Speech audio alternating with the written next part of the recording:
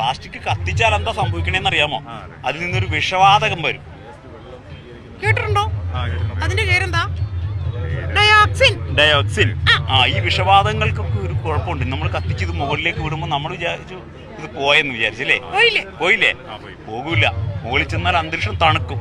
തണുത്ത് കഴിയുമ്പോൾ ഇതിന്റെ ഭാരം കൂടി ഇത് താഴേക്ക് വന്ന് മണ്ണിൽ വന്ന് അലിഞ്ഞു ചേരും.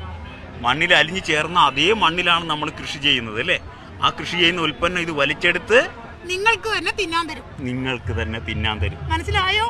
പ്രകൃതി നമ്മളോട് പ്രതികാരം ചെയ്യാതെ പോയിട്ടില്ല. മനസ്സിലായി?